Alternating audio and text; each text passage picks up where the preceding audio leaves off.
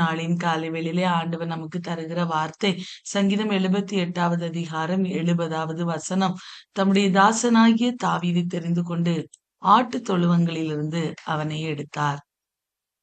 தெய்வ பிள்ளைகளே, இந்த வசனத்திலே ஆண்டவர் தாவீதை தெரிந்து கொண்டார், ஆட்டு தொழுவங்களிலிருந்து அவனை எடுத்து அவன் மேல ஒரு விசேஷித்த ஒரு திட்டத்தை, தீர்மானத்தை வைத்திருந்தார் என்று சொல்லி இந்த வார்த்தை நமக்கு சொல்லுகிறது. அன்பான தெய்வ பிள்ளைகளே, இஸ்ரவேல் ஜனங்கள் ஆண்டவருக்கு விரோதமாய் பாவம் செய்தார்கள், அவரை கோபப்படுத்தினார்கள். ஒவ்வொரு சூழ்நிலைமைகளிலும் அவரை விசனப்படுத்துகிறவர்களாய் காணப்பட்டார்கள்.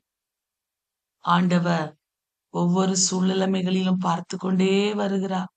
பார்த்து கொண்டே வந்து கடைசியாக பாருங்க, யூதா கோத்திரத்தில இருந்து தாவீதை அவர் தெரிந்தெடுக்கிறார். ஆடுகளின் பின்னாக அவன் அலைந்து திரிந்து கொண்டிருந்தான் தாவீது.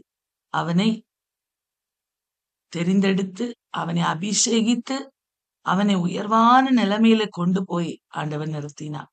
அன்பான தெய்வ பிள்ளைகளே, இதற்கு காரணம் என்ன அப்படின்னு சொல்லி நம்ம தியானிக்கும் போது, ஆண்டவருக்கு யூதா கோத்திரத்தின் மேல ஒரு விசேஷித்த ஒரு தீர்மானம், ஒரு தெரிந்தெடுக்கப்பட்ட ஒரு காரியம் காணப்பட்டது.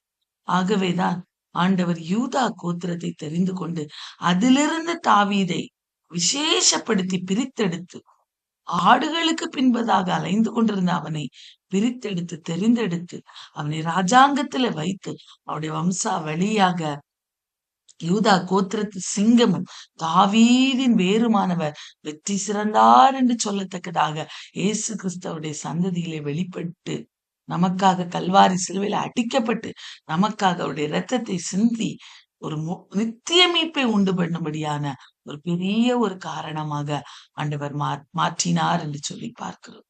அன்பான தெய்வ பிள்ளைகளை, எந்த சூழ்நிலைமையில நாம இருந்தாலும் ஆண்டவர் நம்ம மேல ஒரு விசேஷித்த ஒரு தீர்மானத்தை வைத்திருக்கிறார். அந்த தீர்மானத்தை அவர் நிறைவேற்ற வேண்டுமே ஆனால் அவருக்கு பிரியமான பிள்ளைகளாய் நாம் காணப்பட வேண்டும். அவருடைய கண்களுக்கு முன்பதாக, அவருக்கு முன்பதாக உண்மை உத்தமமான வாழ்க்கை வாழ்கிறவர்களாய் காணப்பட வேண்டும். அப்பொழுதுதான் ஆண்டவருடைய பார்வையிலே நாம் தெரிந்தெடுக்கப்பட்டவர்களாய் நாம் மாற முடியும். பாருங்க, தாவீது தெரிந்தெடுக்கப்பட்ட ஒரு மகனாய் மாறினார். அவனை கொண்டு ஆண்டவர் பெரிய காரியங்களை செய்தார். இந்த காலை வேளையிலே நாமும் தெரிந்தெடுக்கப்பட்டவர்களாய் மாற வேண்டும். அதைதான் ஆண்டவர் விரும்புகிறார்.